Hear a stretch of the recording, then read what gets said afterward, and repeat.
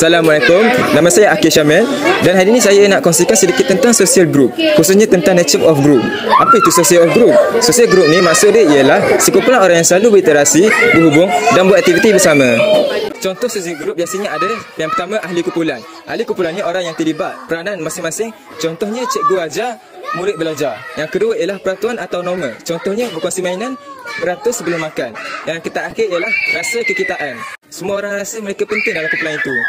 Kenapa pentingnya social group ni? Social group ni sangat penting sebab kita belajar berkawan dan bekerjasama dan belajar mengikut peraturan. Kita rasa dihargai dan gembira bila bersama orang lain. Contohnya, budak-budak di tadika belajar berkongsi mainan, bermain bersama dan mengucapkan terima kasih. Semua itu adalah interaksi sosial. Kesimpulannya, walaupun budak-budak masih kecil, mereka dah mula belajar tentang social group sejak awal, di rumah dan di tadika. Sekian perkongsian saya tentang nature of group. Semoga bermanfaat. Berdasarkan tinjauan karakter kumpulan sosial yang terbentuk dalam sebuah tadika, kita mulakan dengan kanak-kanak. Walaupun masih kecil, mereka sudah membentuk kumpulan sosial secara semula jadi. Terdapat kumpulan aktif iaitu kanak-kanak yang suka bercakap, berlari dan periang. Kebiasaannya, mereka ini menjadi ketua dalam aktiviti permainan. Mereka sangat yakin dan sukakan perhatian. Kumpulan kedua adalah pendiam. Mereka lebih suka bermain atau keseorangan, lebih menyendiri atau hanya ingin bersama kenalan rapat. Namun mereka ini lebih fokus dan merupakan pemerhati yang baik. Turut wujud kumpulan pengikut. Mereka cenderung kepada pengaruh rakan sebaya. Tidak dilupakan juga kumpulan berdikari. Kumpulan jenis ini lebih suka melakukan sesuatu perkara dengan secara sendiri, tanpa bergantung kepada orang lain. Seterusnya, guru-guru tadika. Mereka ini membentuk kumpulan sosial tersendiri, antaranya penyayang, lemah lembut dan penyabar. Ada juga yang tegas, menjaga disiplin dan struktur aktiviti harian kanak-kanak di tadika. Guru-guru sangat kreatif menggunakan pelbagai cara untuk menarik minat kanak-kanak belajar. Guru adalah tulang belakang dalam membentuk tingkah laku dan nilai dalam kalangan kanak-kanak. Dek, best tak belajar kat sini? Best kan? Ni sedang, awak ni buat apa? Yalah, buat cactus. Cactus. Di tadika, kumpulan primer ialah kumpulan kawan rapat yang sering bermain dan meluangkan masa bersama setiap hari. Mereka berfungsi minat dan ada hubungan yang sangat rapat. Kumpulan sekunder pula ialah kumpulan yang lebih besar seperti seluruh kelas yang diketuai oleh guru. Mereka berkumpul untuk belajar dan menjalankan aktiviti pembelajaran. Seterusnya, kita ada kumpulan dalam. Kumpulan dalam ialah sekumpulan kanak-kanak yang selalu bersama dan menganggap diri mereka satu kumpulan. Sementara itu, kita ada kumpulan luar. Kumpulan luar ialah kumpulan lain yang tidak termasuk dalam kumpulan rapat mereka.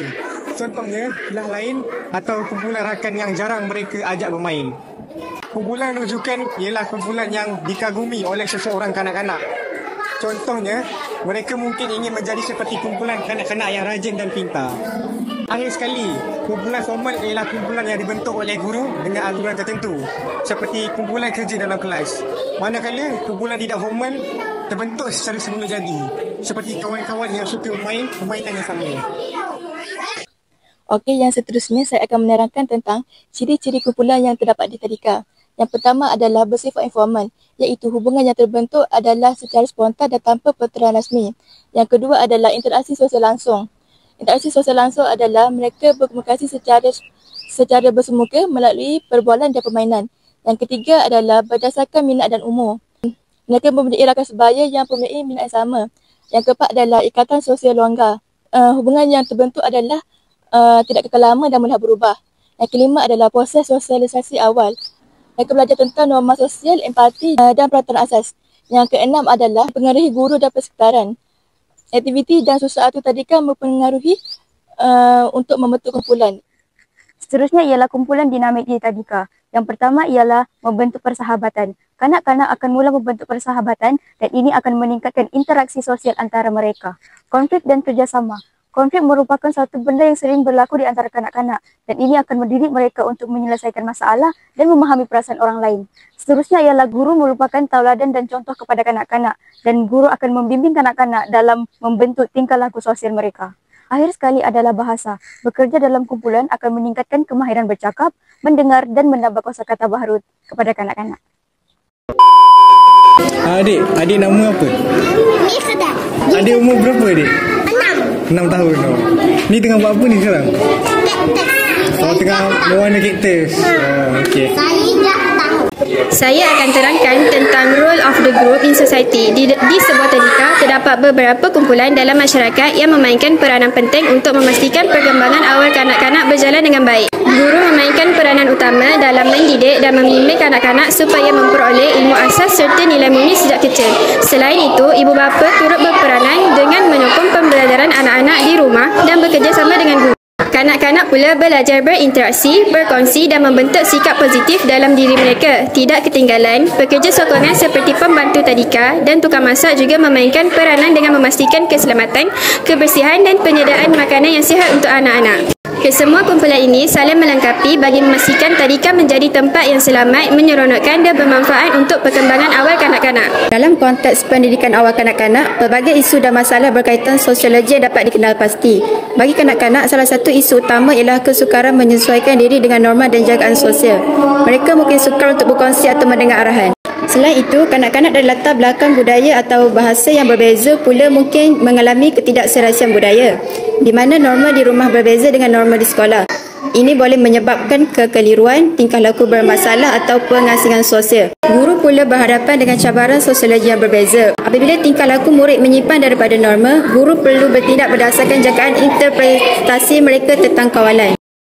Disebabkan tekanan kerja atau beban tugasan, guru kadang-kadang bertindak tidak konsisten yang menyebabkan berlakunya perbezaan layanan antara murid. Tambahan pula, guru juga mengalami beban emosi tinggi dan berisiko mengalami keletihan kerja, terutamanya apabila mereka perlu menangani pelbagai masalah tingkah laku tanpa sokongan yang mencukupi. Assalamualaikum cikgu, bolehkah cikgu perkenalkan diri? Salam, saya Teacher Anis. Saya ada soalan, apakah masalah yang kerap cikgu hadapi sepanjang menjadi guru tadika? Kerap yang dihadapi, antaranya teachers perlu mengenal pasti dululah kerana ataupun karakter anak-anak lah. Kalau tak, sebab anak-anak ni lain-lain, diorang unik kan. So setiap orang anak tu dia tak sama perangai dia, macam tu lah. Okay, terima kasih cikgu. Jadi di sini kita ada Teacher G. Okay, cikgu boleh teacher perkenalkan nama? Okay, nama Fauziah binti Abdul Aziz. Saya selaku Central Leader untuk Tadika Naluri Gombadak lah. Okey, jadi saya nak tanya, pada pandangan cikgu, sejauh manakah pentingnya kerjasama antara guru dan ibu bapa? Okey, so saya rasa benda tu penting lah kan. Sebab bila parents hantar anak dekat school ni, dia tak boleh nak serahkan total pada teacher lah. Dia memang perlukan kerjasama daripada both side kan, daripada ibu bapa dengan teacher. Ada anak dia macam tanpa penghalaan daripada ibu bapa pun dia orang dah boleh trust dengan teacher kan. Tapi benda pertama sekali memang kita parents kena bagi anak tu trust dekat teacher juga. Tu dari segi emotion lah, dari segi confident anak dengan teacher, dengan parents kan, supaya tak ada gap lah dengan parents. Attitude lain, datang school attitude lain kan. Betul-betul. So dari segi akademik pula macam dia kena saling bekerjasama lah. Dia tak boleh serahkan total pada cikgu tu. Sebab betul je dekat school dia lagi lama kan. Tapi kalau parents tak kerjasama dengan teacher untuk upgrade anak-anak, pembelajaran anak, dia macam tak sinkronis lah kata, tak sehaluan kan. Macam tu. Faham. Okay, terima kasih cikgu atas perkongsian. Terima kasih. Jadi sebagai tanda penghargaan, kami daripada orang cenderung memberikan penghargaan.